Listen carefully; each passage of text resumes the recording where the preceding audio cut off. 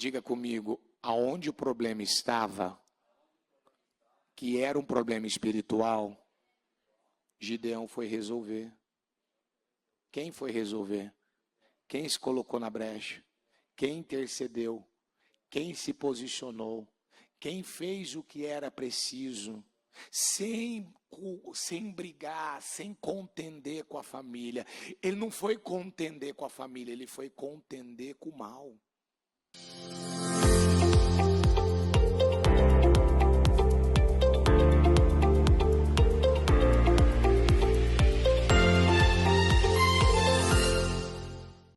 Senhor, nós estamos aqui nessa manhã para abrirmos o projeto Casa Firme e com uma certeza, Pai, com uma certeza de que nós vamos viver mudanças, definições que nós ainda não tínhamos vivido. A Tua palavra é clara, a Tua palavra é a verdade, a Tua palavra liberta, a Tua palavra nos transforma. E tudo que nós precisamos fazer é viver, meu Deus, seguindo as instruções, as direções que o Senhor tem nos dado.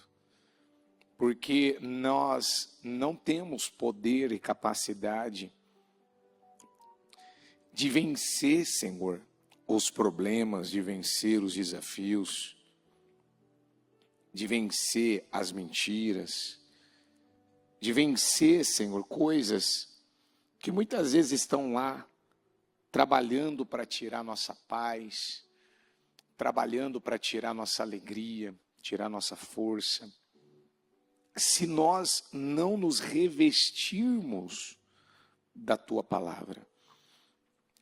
Quando nós lemos o Senhor dizendo, conhecereis a verdade, e a verdade vos libertará, nós precisamos, Senhor, descobrir a verdade sobre nós. A verdade do que nós pensamos, do que nós falamos, do que nós pensamos, do que nós falamos, do que nós sentimos. A verdade, Pai, que está dentro do nosso interior e que essa verdade ela não pode ser ignorada. Ela não pode mais ser uma verdade desconhecida. Ela não pode mais, Senhor, continuar oculta aos nossos olhos. Então vem Espírito Santo, porque a única coisa que vai trazer à luz as verdades sobre nós é a palavra. A única coisa que vai nos ajudar a ter consciência do que nós pensamos, falamos, como estamos vivendo, é a Tua palavra. Porque o próprio salmista Davi, ele fala isso, Senhor, vê se há em mim algum caminho mau. Eu acredito que Davi procurou, buscou, revirou dentro dele e ele não encontrou. E ele disse, Senhor, vê se há em mim algum caminho mau. Vê se tem alguma coisa que te ofende. Tem alguma coisa, me apresenta. Tem alguma coisa, porque não existe maldição sem causa. Não existe maldição sem causa. Se existe uma maldição, se existe um travamento, é porque existe uma causa.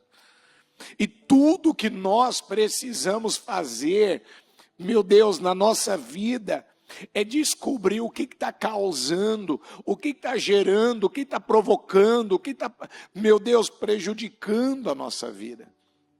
Senhor, se faça presente aqui nessa manhã e não nos deixe sairmos sem tomarmos decisões e vivermos as mudanças. Nós estamos, Senhor, no terceiro dia de clamor do propósito da mudança. E eu creio que nós vamos viver resultados incríveis e poderosos, porque nós não aceitamos, uma decisão já foi tomada, nós não aceitamos levar para 2026 as mesmas coisas, em nome de Jesus. Obrigado, Deus. Amém? Amém, amém Graças a Deus. Bom dia, gente. Pode sentar, por favor. Pode se sentar, por gentileza.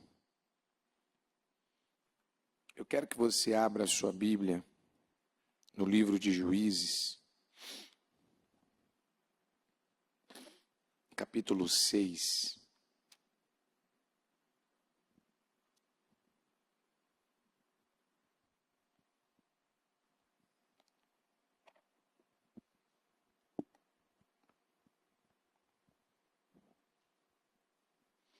Que diz assim, eu vou começar o 1, eu não vou ler todo o capítulo, mas eu vou ler um pouquinho, que eu acredito que vai dar um bom entendimento do que o Senhor quer falar conosco. Juízes 6. Os israelitas, eu estou na versão NVT, os israelitas fizeram o que era mal aos olhos do Senhor. Eu gosto da tradução da NVI que fala, de novo, os israelitas fizeram o que o Senhor reprova. Essa palavra, de novo, ela tem que causar em nós temor. Mas muito temor. Porque se uma pessoa, de novo, ela voltou a pensar, ela voltou a fazer, ela voltou a cair nos mesmos erros, é porque ainda ela não adquiriu o discernimento. Diga, discernimento. Discernimento é um dom do Espírito, discernimento é uma coisa que não vem da cabeça do homem. Discernimento é uma coisa que você só tem com a ajuda do Espírito Santo. Então você precisa ter uma relação, uma comunhão, uma aproximação da sua presença e da sua palavra. E o que nesse texto revela é que Israel estava sem discernimento. Não havia discernimento para entender, para discernir. Opa, estou caindo de novo nos mesmos erros. Nós estamos caindo de novo nos mesmos buracos. Por isso o Senhor os entregou nas mãos dos midianitas durante 7 anos. Os midianitas eram tão cruéis que os israelitas fizeram para si esconderijos nas montanhas, nas cavernas e nas fortalezas. Sempre que os israelitas faziam o plantio, saqueadores de Midian, de Amaleque e de outros povos do leste atacavam Israel, acampavam na terra e destruíam as plantações até Gaza. Levavam ovelhas, bois e jumentos e não deixavam, diga comigo essa parte, e não deixavam coisa alguma para Israel, o quê? Que situação, hein? A coisa estava numa crise severa. Esses bandos inimigos que vinham com os seus rebanhos e tendas, o inimigo chegava a acampar. O inimigo chegava a se instalar. Sabe quando o diabo ele entra numa casa, ele entra numa vida, ele fala, aqui eu vou ficar. Eu só vou voltar, eu só vou sair daqui depois que eu destruir tudo. Quantas vezes a gente vê isso acontecer? O mal tendo a capacidade de levar a sua tendinha. Eu estou levando minha cama, estou levando meu travesseiro, estou levando meu cobertor. O que você trouxe? Eu trouxe uma tenda. Mas por quê? Porque eu vou ficar aqui mesmo. Quando a gente passa, às vezes, na rua, não tem lugares que às vezes tem até um puxadinho assim, às vezes que eles colocam um pano, um tecido, um negócio assim, você fala, nossa, que... Ah, não, uma pessoa que não deve estar, nesse momento, morando numa casa, deve ter saído de casa, aconteceu alguma coisa, agora ele está morando na rua, está em condição de rua, e ele fez um puxadinho aqui com os tecidos dele lá, meio que uma tenda. Quantas vezes Satanás, ele se instala num lugar, ele fica num lugar, e a pessoa não está discernindo, ela não está vendo.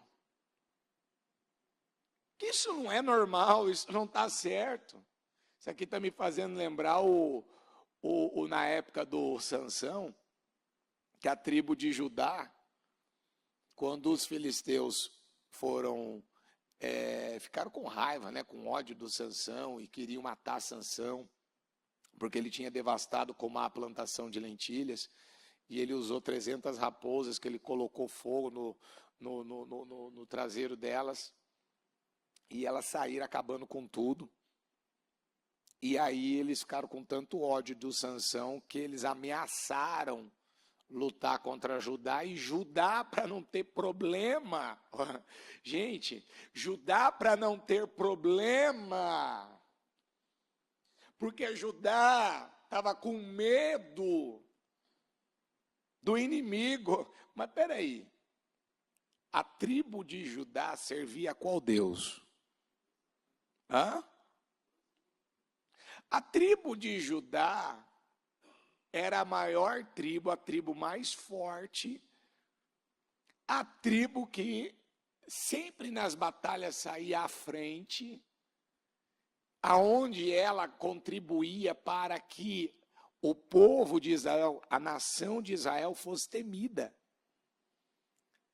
O povo mais temido, o povo mais corajoso, o povo que não conhecia derrota, agora é o povo tentando amarrar um homem. Tentando amarrar quem? Um homem, para não ter problema. Já parou para pensar nisso? Não dá para acreditar. Então, olha que coisa, eles acampavam na terra e destruíam as plantações até Gaza, levavam as ovelhas. Versículo 5. Esses bandos de inimigos que vinham com seus rebanhos e tendas eram como uma praga de gafanhotos. Chegavam em camelos tão numerosos que era impossível contá-los. E só partiam quando a terra estava devastada. Isso aqui é o reflexo do que o diabo faz, não tem como. Está muito claro. Os midianitas reduziram Israel à mais absoluta pobreza. Então, quando a coisa começa a reduzir, começa a retroceder, quando a coisa começa a diminuir, quando a coisa começa a travar, quando a coisa começa a voltar para trás, tem capeta, tem demônio aí, não tem como falar que não tem. Mas para ter capeta tem que ter brecha. Para ter capeta tem que ter uma falta de discernimento. Não tem como uma casa, uma empresa, uma vida estar reduzindo, como a palavra está dizendo, os midianitas reduzir Israel à mais absoluta pobreza. E o povo pediu socorro. Agora, depois de 7 anos... o povo pede socorro. Quando os israelitas clamaram ao Senhor por causa de Midian, o Senhor lhes enviou um profeta que disse: assim diz o Senhor, Deus de Israel, eu os tirei da escravidão no Egito, eu os livrei dos egípcios e de todos os que os oprimiam, expulsei seus inimigos e dei a vocês a terra deles. Disse a vocês: eu sou o Senhor, o seu Deus, não adorem os deuses dos amorreus, em cujas terras agora vivem. Mas vocês, vamos juntos, mas vocês estão passando por isso. Fala isso, fala comigo, estão passando por isso. Isso, agora o evangelho agora do Pedroso agora, um pedacinho aqui agora. Fala comigo, mas vocês não me deram ouvidos. Por que você está passando por isso? Você está passando por isso porque você não me ouviu. Então um anjo do Senhor veio e sentou-se debaixo do grande carvalho em Ofra, que pertencia a Joás, do clã de Abiezer. Gideão, filho de Joás, estava debulhando trigo no fundo de uma prensa de uvas, a fim de não ser descoberto pelos midianitas. O anjo do Senhor apareceu a Gideão e disse: o Senhor está com você, guerreiro corajoso. Gideão respondeu: meu Senhor, se o Senhor está conosco, por que nos aconteceu? Olha só, por que nos aconteceu tudo isso? E onde estão os milagres de que nossos antepassados nos falaram? Acaso não disseram: o Senhor nos tirou do Egito? Agora, porém, o Senhor nos abandonou e nos entregou nas mãos dos midianitas. Então o Senhor se voltou para ele e disse: vá com a força que você tem e liberte Israel dos midianitas. Sou eu quem o envia. Mas, Senhor, como posso libertar Israel? Perguntou Gideão. Meu clã é o mais fraco de toda a tribo de Manassés, e eu sou o menos importante de minha família. Certamente estarei com você, disse o Senhor, e você destruirá os midianitas como se estivessem lutando contra um só homem. Gideão respondeu: se de fato posso contar com tua ajuda, dá-me um sinal de que é mesmo o Senhor quem fala comigo. Por favor, não vás embora até que eu te traga a minha oferta. E ele respondeu: ficarei aqui até você voltar. Gideão foi depressa para casa, cozinhou um cabrito e com cerca de 20 litros de farinha, preparou pães sem fermento, depois colocou a carne num cesto e o caldo numa panela e os levou para fora e os ofereceu ao anjo que estava debaixo da grande árvore. O anjo de Deus lhe disse: coloque a carne e os pães sem fermento sobre esta pedra e derrame neles o caldo. Gideão obedeceu. Então o anjo do Senhor tocou na carne e nos pães com a ponta da vara que estava em sua mão, e fogo subiu da pedra e consumiu tudo o que Gideão havia trazido. E o anjo do Senhor desapareceu. Quando Gideão percebeu que era o anjo do Senhor, exclamou: ó Senhor, soberano Senhor, estou perdido. Viu o anjo do Senhor face a face? Diga comigo: fique em paz.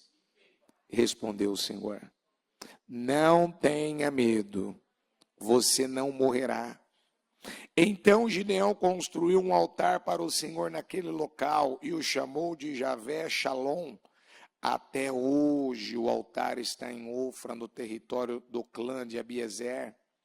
Naquela noite, o Senhor disse a Gideão: tome o segundo touro do rebanho de seu pai, aquele de 7 anos, derrube o altar que seu pai fez para Baal e corte o poste de Azerá que fica ao lado do altar. Depois construa um altar para o Senhor seu Deus e no alto desta colina, arrumando as pedras com cuidado, sacrifique o touro sobre o altar como holocausto e use como lenha a madeira do poste de Azerá que você cortará. Deixa eu parar um pouquinho aqui. O que aconteceu? Israel empobreceu, todo mundo acompanhou comigo a leitura, porque, de novo, por não terem dado ouvidos à voz do Senhor, eles atraíram para a vida deles um problema que se estendeu por 7 anos.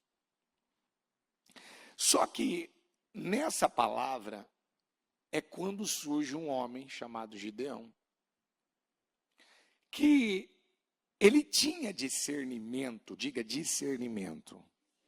Ele tinha discernimento que ele era o menor na sua casa, ele tinha. Ele tinha discernimento que a tribo de Manassés, que era a tribo dele, era a mais pobre, a menos importante. Ele tinha esse discernimento. Só que faltava ainda para a vida de Gideão discernir e entender o porquê que eles estavam passando pelo que eles estavam passando. Por que eles estavam há 7 anos nas mãos de um problema, de um inimigo, que ficou provado, tanto que na guerra que Israel teve contra esse inimigo, era um inimigo que se reuniu e eles estavam em torno de mais ou menos uns 130 mil homens, contra um homem que se achava o menor em casa, da tribo menos importante, e para ficar pior, com 300 homens, que não faz nem cócega perto de 130 mil. Mas aí que está a diferença. Quando Gideão, ele foi observado pelo anjo, o anjo fala com ele, e diz para ele, garante para ele, rapaz, eu tô vendo você aqui lutando pela tua família, eu estou vendo você aqui lutando pela tua casa, eu estou vendo o esforço, a entrega, a dedicação. Rapaz, se você está fazendo isso pela tua família, você vai fazer isso pela nação. Vai com a força que você tem, que você vai derrotar os midianitas. Ou seja, você vai tirar a nação. Você não vai só matar a fome da tua família, você vai matar o inimigo. Porque o discernimento de Gideão era de que ele precisava usar a força que ele tinha para a família não morrer de fome. Mas ele não tinha ainda o discernimento, ele não entendia ainda que havia muito mais dentro dele, não era só para poder salvar a sua família, ele tinha condições de poder salvar aquela nação. Diga comigo, mas existia uma coisa que não permitia, que é o ponto da palavra. O que Deus colocou dentro de nós? Ele colocou poder dentro de nós? Vamos lá, a língua tem poder? O nome de Jesus tem poder? A palavra tem poder?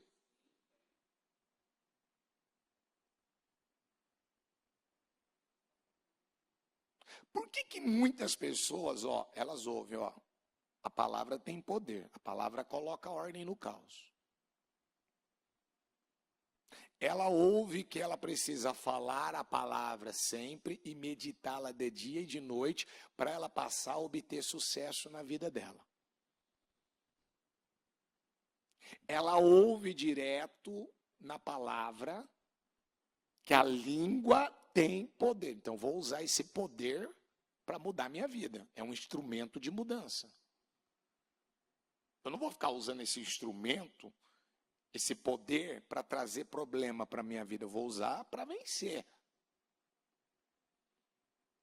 Então, Gideão, ele não conseguia entender ainda, tanto que ele questiona o anjo, mas cadê as maravilhas? Cadê o que os nossos pais nos contavam? A gente sai do Egito para ficar aqui nessa situação? A gente saiu de uma escravidão para ficar numa outra escravidão? A gente saiu de uma miséria mundana agora para viver uma miséria cristã? A gente saiu do Egito, que é o mundo, agora para estar aqui na terra prometida, comendo aqui o pão que o diabo amassou na mão desses midianitas? Ele estava por dentro dele indignado. Mas ele não estava discernindo que a casa dele, que a família dele, que o papai dele ainda, também contribuía para que a nação estivesse naquela situação. E foi quando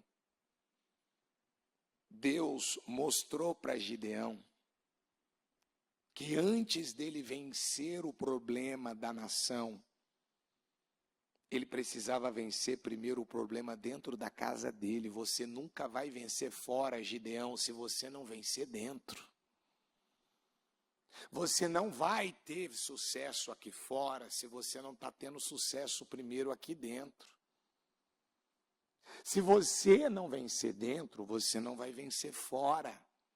Reino dividido não subsiste, Gideão.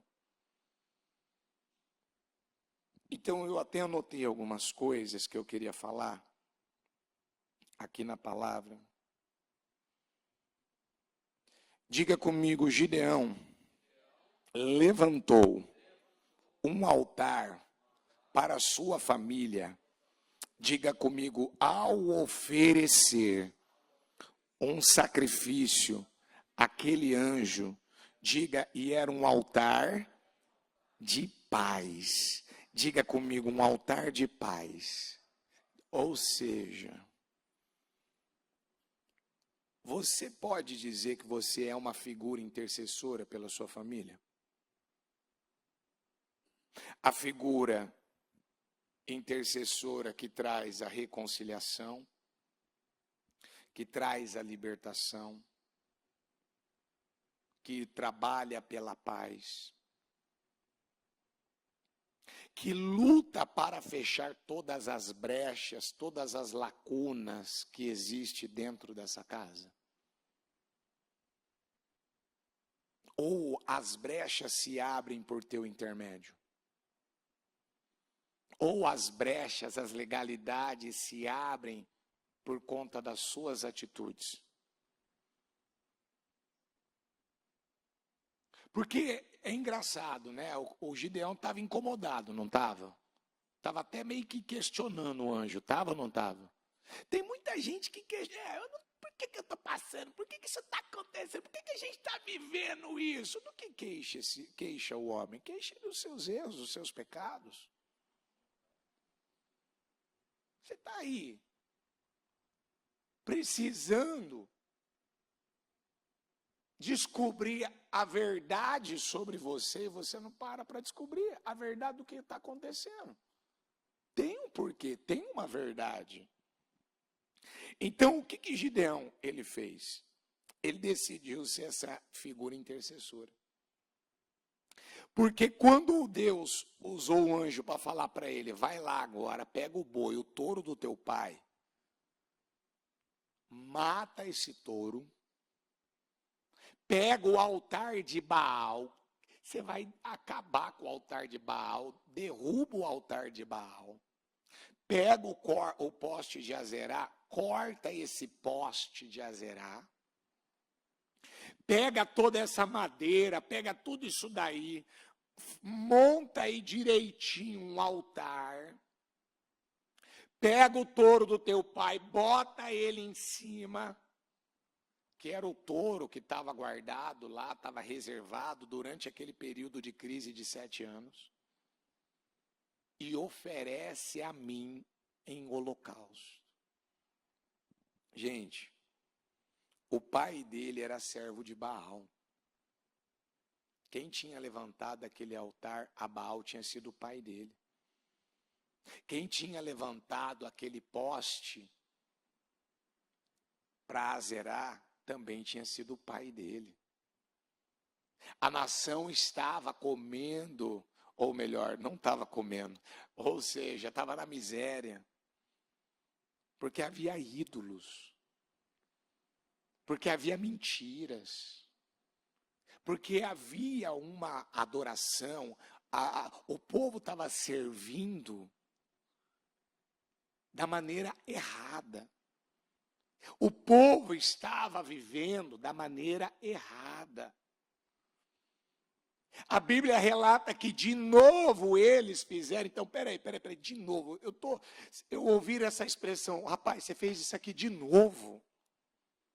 Isso revela que é aquele tipo de pessoa inconsequente, aquele tipo de pessoa que ela sabe que ela não podia. Ô, Gideão, você sabe que a nação está nessa situação, porque tem um problema nessa família, nessa casa. Tem um problema nesse lar. Teu pai é adorador de Baal e a nação toda está adorando a Baal.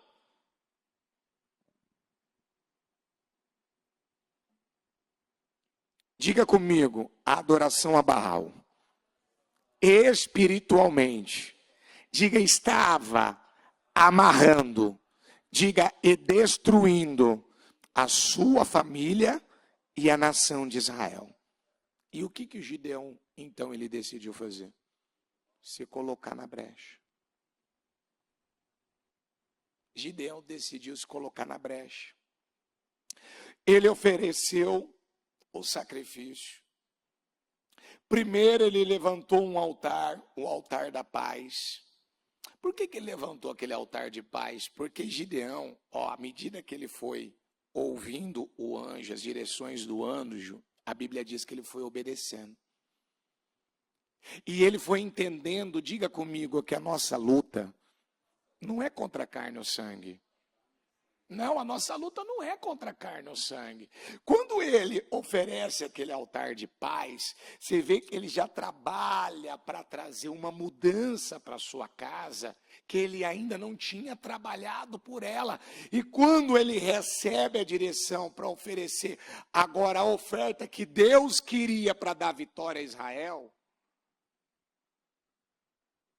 você vê que literalmente ele se colocou na brecha. Ele não chegou lá e falou assim: Paiê, me dá o teu boi aí de 7 anos. Paiê, eu vou quebrar o altar de Baal. Não, Paiê, eu vou derrubar aqui o altar de Baal e cortar o pó de Azerá. Não.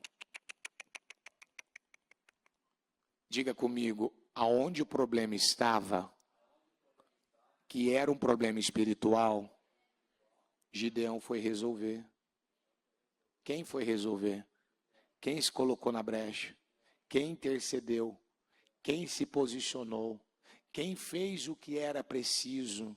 Sem brigar, sem contender com a família. Ele não foi contender com a família, ele foi contender com o mal. Tanto que o nome dele passou a ser chamado por muitos ali de Jerubaal, aquele que contende com quem? Com Baal, com o mal.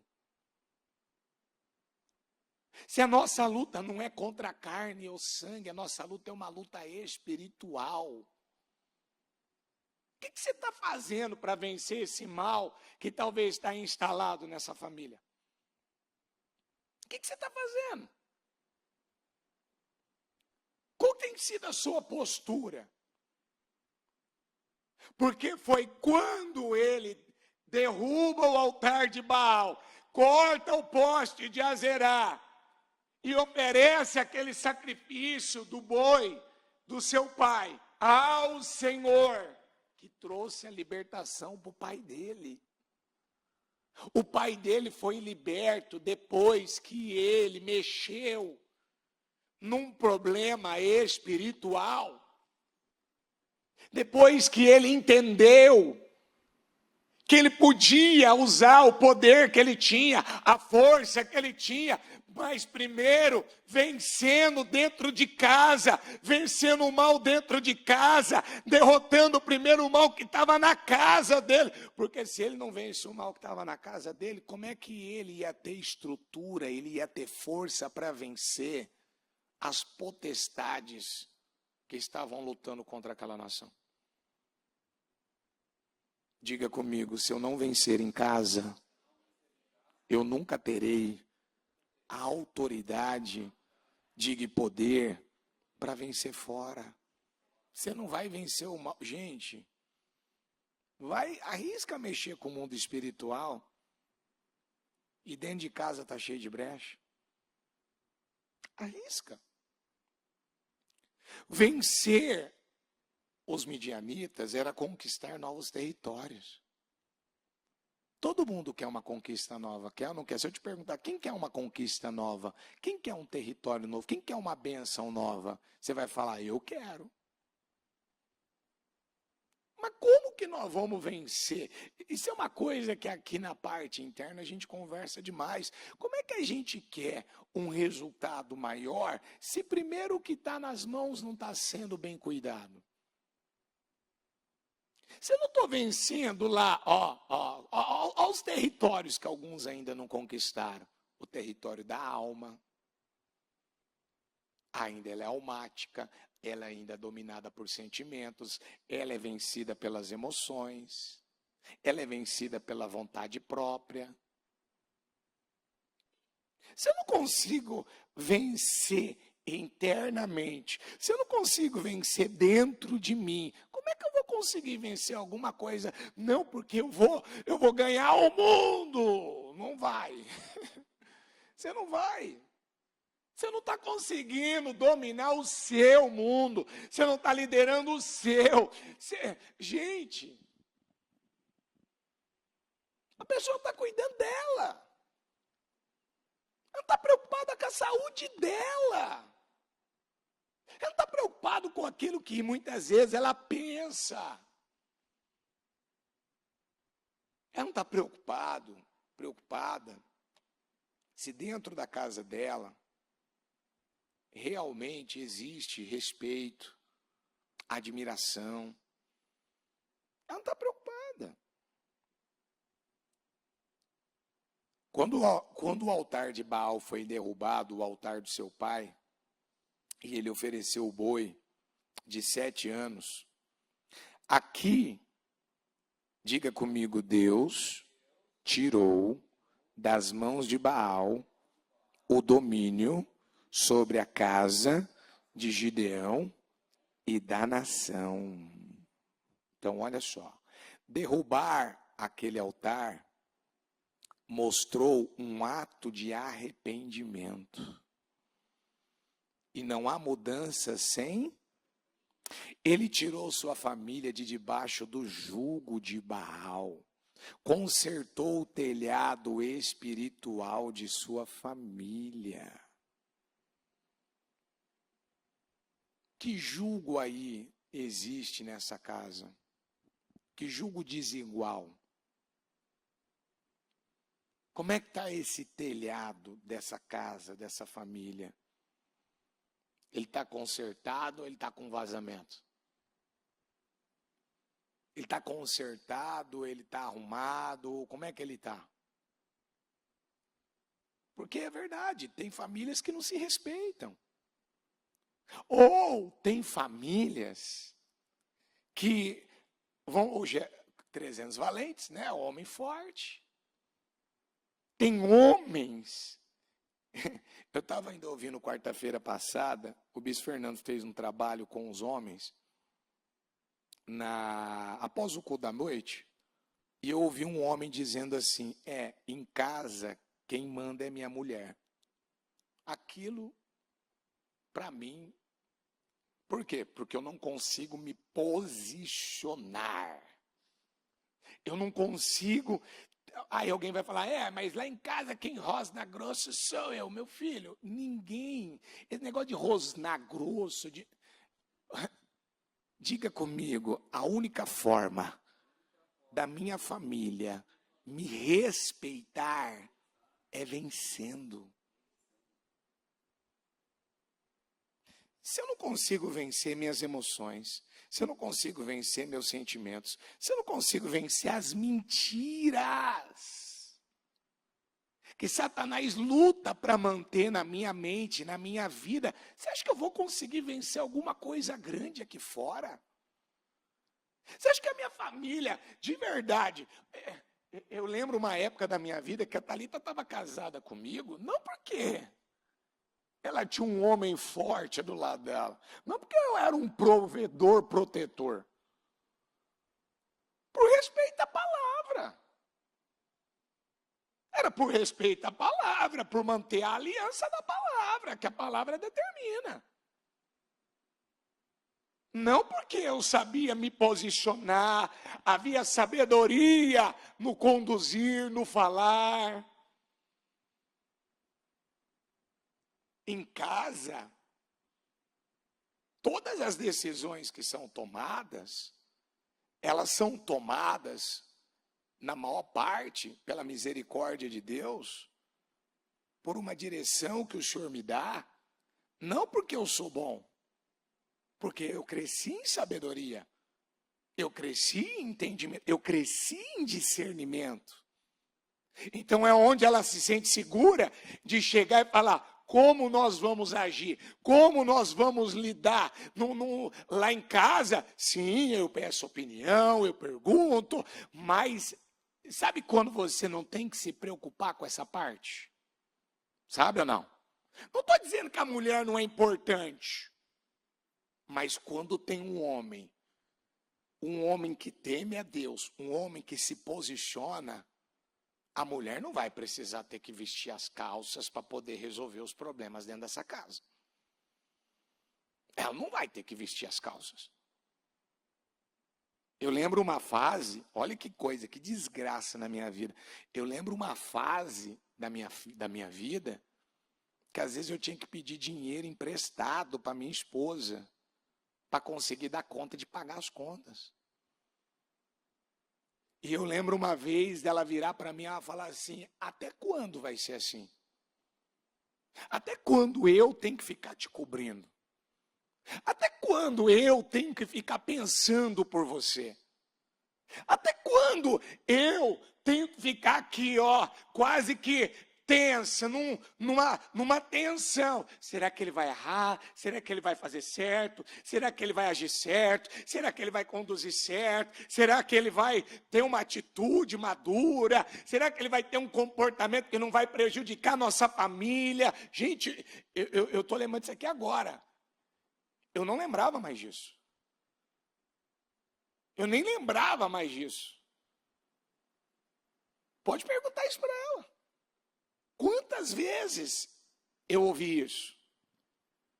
Eu estou tensa, eu não estou em paz com você, eu não estou segura com você, eu não estou descansada com você. Não vivo descansada, eu vivo sobressaltada. Ela usava a expressão, eu vivo sobressaltada. Por quê? Porque eu não me colocava na brecha. Porque eu acreditava em mentiras. Porque havia uma dependência emocional que eu não podia. Muitas vezes, eu percebo que a crença, né, aquelas crenças erradas, me levava às vezes a agir como um filho, não como um homem. Não como um marido, não como um esposo, não como um homem de Deus. Quem está entendendo o que eu estou falando? Era um menino. Que precisava um chupetinho, uma mamadeira. Né? A esposa não atendeu os meus requisitos hoje, das minhas vontades. Cadê a minha chupetinha?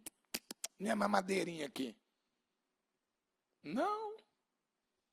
Aprendi a lidar até com isso. Não vai haver mais crise. Não vai haver mais situação. Acabou. Eu não vou ser governado mais pelo aquilo que eu estou sentindo. Eu não vou mais ser dominado pelas minhas vontades. Mas tem muitos homens que ainda não adquiriu esse governo, esse entendimento, esse discernimento. Antes da nação derrotar Baal, Baal precisou ser derrotado na casa de Gideão. Ei, qual é o problema que você colocou aqui dos 3 ou mais? Que você diz assim, ó, bispo, meu problema é um problema financeiro, bispo, meu problema é um problema de saúde, é um problema aqui no meu casamento, é um problema externo, que é esse problema fora que está acontecendo. Não, meu filho, o seu problema, em primeiro lugar, não é fora. Seu problema é um problema interno, é um problema dentro.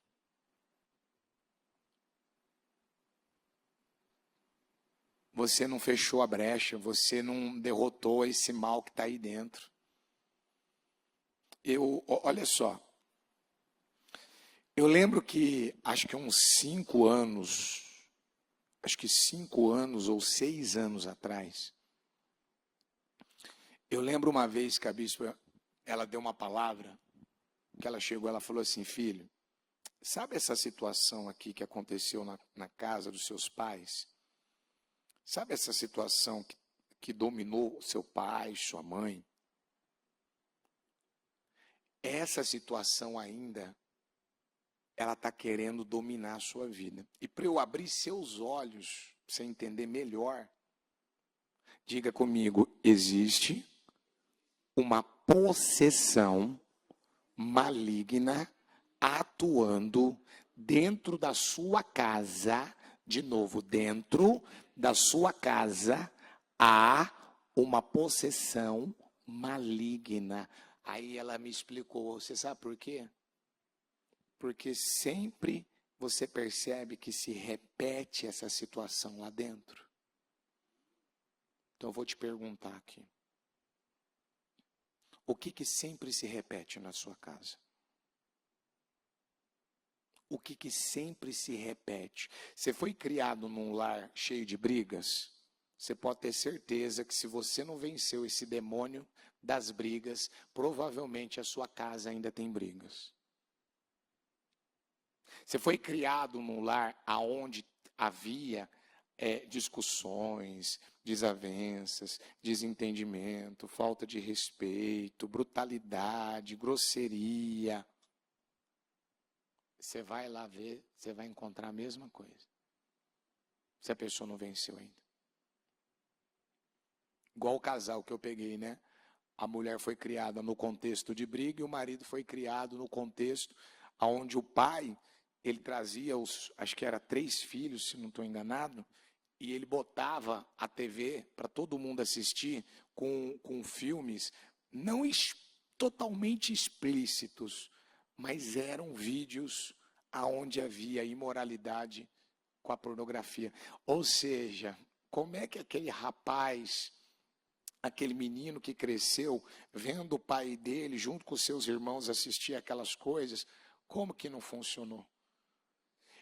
Eu atendi um rapaz que ele contou para mim que os tios dele, quando ele e o irmão dele eram jovens, então eles levavam ele para assistir, aí sim, a coisa explícita. E ele disse que já com 13 anos, ele lutava na escola para ficar com o maior número de meninas, para poder transar com elas, e o irmão dele não bandeou, né, a vida que ele passou a ter, mas se tornou um homossexual depois daquilo. Por quê? Porque lá na infância, desde a tenridade, aquilo foi sendo colocado. Então, o que há dentro dessa casa? Então, vamos voltar aqui no Gideão. O que tinha dentro da casa do Gideão? Diga comigo, um domínio, uma possessão que vinha de Baal. O mal estava lá atuando naquela casa e por causa daquele mal, Gideão não teria autoridade suficiente para libertar a nação de Israel. Então, enquanto não foi derrotado aquela possessão, não foi vencida aquela possessão. E como foi que foi vencida? Derrubando o altar, cortando o poste, pegando tudo aquilo e oferecendo ainda um sacrifício a Deus, porque a dependência deles estava sobre Baal e estava sobre aquele touro, não estava? Estava ou não estava? Agora, a tua dependência não vai ser mais o dinheiro. Porque tem muita gente que a dependência dele ainda é o dinheiro. Ele, por causa do dinheiro, ele faz qualquer coisa. Por causa do dinheiro, ele se desdobra. Ele arranca seu couro, se for necessário. Por causa do dinheiro, ele faz malabarismo, ele faz o que ele tiver que fazer. Não, nós vamos derrotar aqui Baal, Azerá e Mamon. Nós vamos derrotar aqui Baal, Azerá e Mamon. Mamon não vai prevalecer mais aqui nessa casa. A dependência não vai mais ser sobre Mamon. A dependência não vai mais ser sobre Baal, sobre Azerá. A dependência agora vai ser total sobre Deus. E foi assim que ele pôde ver Deus usá-lo, mesmo com 300 homens. Às vezes a gente olha e fala assim, mas dá para fazer algo grande com 300 homens? Diga comigo, sem brecha, sem possessão maligna, mas com a bênção de Deus, meu querido, dá para fazer igual o Jonatas, estava em 2, ele e o seu escudeiro, ele matou 20 e depois abriu portas para acabar de matar todos aqueles inimigos. Claro que sim, Deus pode dar vitória com muitos ou com poucos, mas a pergunta é, tem brecha aí ainda ou não? Tem uma possessão maligna aí dentro dessa casa, porque possessão não precisa entortar, falar grosso, cair no chão, ficar, sabe? Possessão maligna, às vezes a pessoa fala, bispo, para mim possessão maligna é quando manifesta, mas está manifestando a derrota, o fracasso, a miséria, a vergonha, a escassez. Olha lá, você está vendo? Você mesmo não está feliz com o seu resultado. Você mesmo não está feliz com o que está acontecendo na tua vida. Mas peraí. Quando eu li aqui para você, que eles não deixavam para eles comerem, e eles estavam em absoluta pobreza, não era uma possessão maligna? Era ou não era? Já não era um domínio do mal aqui? Claro que era. Então vamos ficar em pé, por gentileza.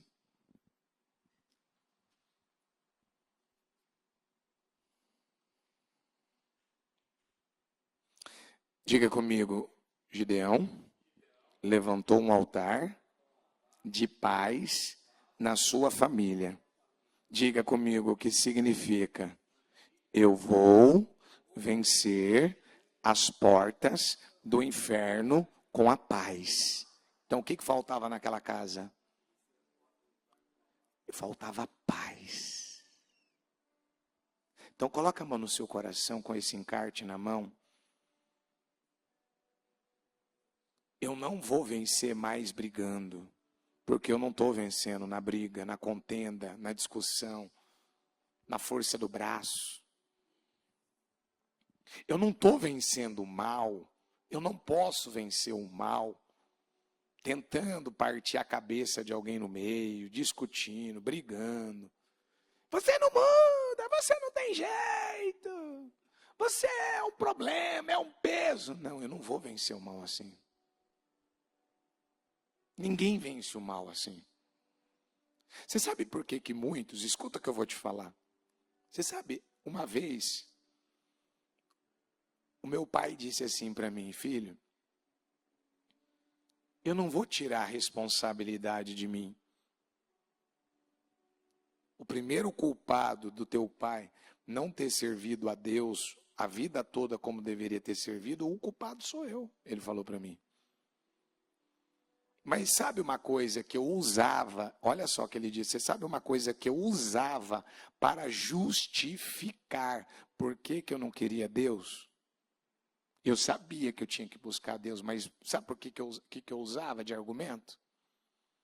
É porque eu não tinha visto a mudança da sua mãe como eu achava que ela tinha que ter mudado. Será que de verdade, vamos lá no fundo, lá no fundo, no profundo. Será que nós estamos sendo uma pedra de tropeço para a nossa família? Será que nós estamos sendo algum canal, sabe aquele tubo de água que é para passar a água, e ela passa por aquele tubo de água? Será que nós estamos sendo algo que está entupindo, que está travando, que está impedindo o fluir de Deus, a passagem do fluir de Deus? Será que ainda está saindo atitude, está saindo uma fala, um comportamento, aonde toda hora a minha família tem que ficar me lembrando, toda hora a minha família tem que ficar me cobrando, toda hora a minha família tem que ficar me pontuando? Por que muitos não ganham a família para Jesus? Porque a verdade é que não são exemplos para a família. O que eles convivem e vivem dentro de casa vendo não impacta, não faz diferença nenhuma. Uma das coisas que eu ouvi o bispo Fernando falar esses dias é o quanto ele tem lutado, ele tem orado para que a família dele, a começar pelo filho mais velho, ele se torne um homem de Deus, um obreiro na casa de Deus. Porque é só você imaginar, a gente que prega o evangelho, que prega a palavra, a gente não vê a nossa família querendo as coisas do Senhor. Não querendo se envolver com a obra, não querendo se envolver com as coisas do Senhor, não querendo crescer na missão, no propósito, no chamado. Quando o altar de Baal foi derrubado, o poste de Azerá, o touro oferecido, diga comigo, o primeiro a defender Gideão foi o pai dele. Por que o pai não brigou? Por que o pai não foi lá e não matou ele, não fez alguma coisa com Gideão? Por quê? Porque Gideão, ele não brigou com o pai dele, ele não foi lá e discutiu com o pai dele, ele não foi lá e o pai, não, Satanás, capeta, sai da minha casa agora, sai da minha família agora, aqui você nunca mais vai ter domínio. Os olhos do pai dele se abriram, o pai dele foi liberto, o pai dele foi transformado, o pai dele passou a enxergar, realmente, o povo, deixa eu falar uma coisa, se Baal realmente é Deus, por que ele não contendeu contra o meu filho e não venceu ele? Por que Baal não se defendeu contra o meu filho? Não. Ali ele foi liberto. Deus quer libertar a sua família. Mas ele precisa usar alguém. E você vai se colocar na brecha? Você vai derrotar as forças do mal? Você vai vencer esse problema que talvez está instalado aí há muito tempo? Qual é o nome da possessão? Qual é a possessão? O que de novo está acontecendo aí? O que está se repetindo aí na tua vida? Oh meu Deus, vai passando com teu sangue agora. Nós estamos aqui nesse propósito do projeto Casa Firme, meu Pai. E a tua palavra é clara. A tua palavra, meu Deus, ela é clara. O Senhor está deixando claro o que nós precisamos fazer. Não dá para nós vencermos fora, se primeiro não vencermos dentro. Não dá para derrotarmos as forças do mal aqui fora, se nós não derrotarmos dentro.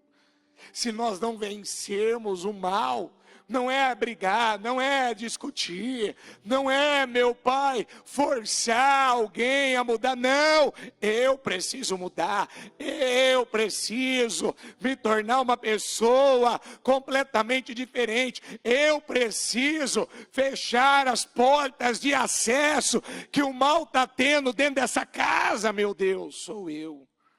Quem tem que vencer o mal sou eu. E eu quero pedir ao Senhor agora, meu Deus, vai materializando o que ela colocou no seu encarte do propósito da mudança. As 3 coisas que ela não aceita levar para 2026. As 3 coisas que ela não aceita, meu Pai, que venha dominar, que venha roubar, que venha travar, que venha impedir as vitórias dela. Eu quero repreender agora toda obra armada, preparada, arquitetada, planejada, organizada, sai agora. Eu declaro agora em nome de Jesus, todo domínio do mal, todo domínio de Satanás, todo domínio do inferno, para roubar essa família, para roubar essa casa, para roubar esse lar, caia por terra agora em nome de Jesus. Caia por terra agora, saia dessa casa agora. Saia da minha casa agora, saia desse casamento agora, saia dessa família agora, frieza, fraqueza, desânimo, miséria, escassez, saia agora em nome de Jesus. toda a legalidade, toda a brecha, toda a permissão que foi dada ao diabo para ele fazer o que ele quer, acabou. Fala para Deus, acabou, eu vou me colocar na brecha. Eu vou me colocar na brecha, chega. Eu vou ser a figura intercessora, eu vou interceder pela minha casa, eu vou interceder pela minha família, eu não vou deixar Satanás reinar, eu vou levantar um altar de paz, eu vou levantar um altar de paz, eu quero paz na minha casa, eu quero a paz que excede todo entendimento, eu quero a união, eu quero respeito, eu quero amor, eu quero, meu Deus, uma família que honra ao Senhor, que serve ao Senhor. Ó meu Pai, eu consagro o encarte dela e eu determino em nome de Jesus que ela tome essa decisão, que ela não vai deixar mais essa possessão, esse domínio satânico. Você pode dizer para Deus agora: Senhor, acabou, isso aqui não vai acontecer mais. O que não vai acontecer mais? Você pode dizer isso? Isso aqui, ó, capeta, ouça a minha voz. Você pode dar uma ordem para o mal agora? Você pode dar uma ordem para Satanás agora? Acabou, viu, diabo?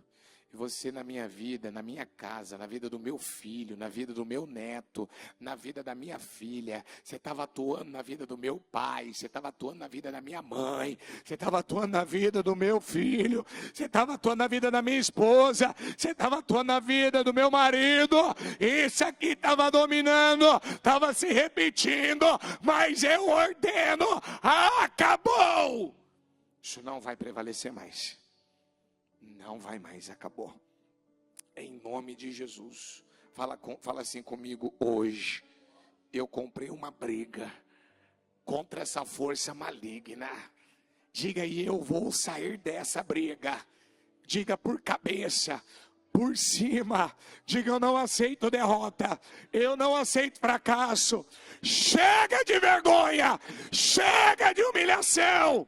Diga, chega dessa possessão maligna, em nome de Jesus. Senhor, dá discernimento para essa pessoa, dá clareza, dá revelação.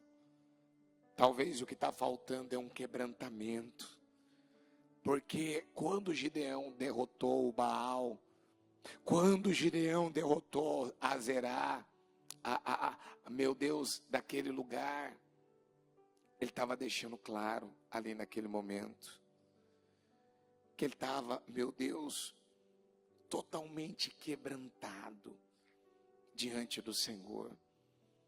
E diga isso comigo, é o quebrantamento. Diga comigo o que revela dependência em Deus. Diga, é capaz de me ajudar a vencer. Diga, destruir o mal.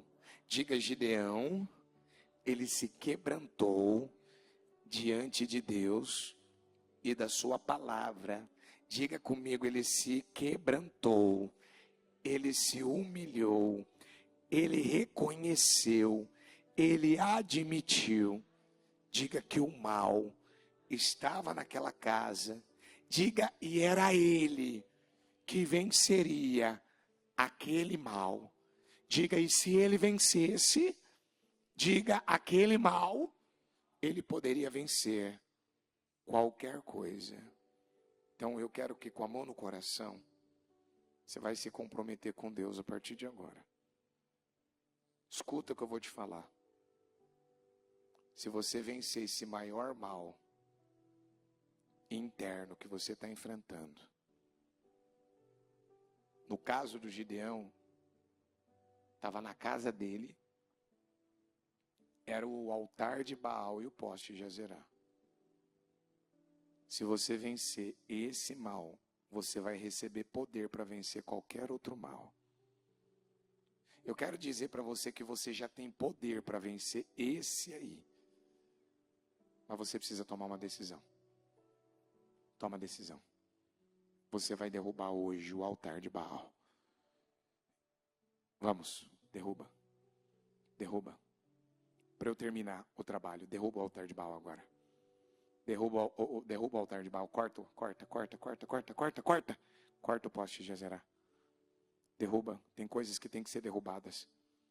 Tem coisas que tem que acabar. Tem coisas que tem que terminar. Tem coisas que não pode mais durar mais nenhum dia. Nenhum dia mais. Chega! Eu derrubo agora. Vamos, derruba. Derruba esse altar. Corta esse poste agora. Corta esse pensamento. Corta esse acesso. Corta isso da tua vida. Corta esse mal agora. Corta. E para concluir, com a mão no coração, fala para Deus qual é a oferta que você vai fazer. Qual é a entrega que você vai fazer? Qual é o sacrifício que você vai fazer? Você vai pegar tudo. Você vai pegar tudo que representa do Baal, tudo que representa da Azerá. Você vai usar ainda como um material para preparar o altar para o Senhor. E você vai colocar teu sacrifício ainda em cima. Você vai falar, está aqui, Senhor. Para provar para o Senhor, para mostrar para o Senhor que acabou. O mal não vai prevalecer mais aqui. O mal não vai dominar mais aqui. O mal não vai dominar mais. Acabou. Depois construa um altar para o Senhor, o seu Deus, no alto desta colina, arrumando as pedras com cuidado. Sacrifica o touro sobre o altar como holocausto, e use a lenha e a madeira do poste de Azerá, que você cortará. Quando Gideão fez aquilo, o pai e a casa dele foram todos libertos. Em nome de Jesus. Fala para Deus, eu estou encerrando hoje com essas obras mortas, com essas obras da carne, com aquilo que representava o velho homem, aquilo que representava a velha criatura, aquilo que me levava ainda a ceder para o mal, hoje está sendo encerrado. E eu vou começar um tempo agora de glória, de vitória, de bênçãos, aonde eu e a minha casa serviremos ao Senhor. Você pode colocar a mão nessa poltrona que está do teu lado aí e falar o nome do familiar que Deus está libertando hoje? O nome de quem você vai apresentar diante de Deus? Fala o nome de quem? Coloca a mão, é uma ou mais poltronas, eu não sei. Hoje, o meu familiar está sendo liberto, porque eu me coloquei na brecha. Em nome de Jesus. Amém? O Evangelho de Jesus Cristo é a boa notícia. Jesus tomou o nosso lugar pela punição do pecado, para que pudéssemos entrar em seu lugar de vida eterna. Eu convido você agora a se voltar para o Senhor em seu coração e dizer: eu o recebo como meu Senhor e Salvador. Eu entrego tudo nas suas mãos. Eu deixo todas as partes da minha vida que não o honram e passo a viver a partir de hoje intencionalmente para servi-lo, honrá-lo e celebrá-lo como meu Senhor e Salvador. Jesus é a porta de salvação, é o caminho, a verdade e a vida. Ele é o pão da vida e Ele te ama.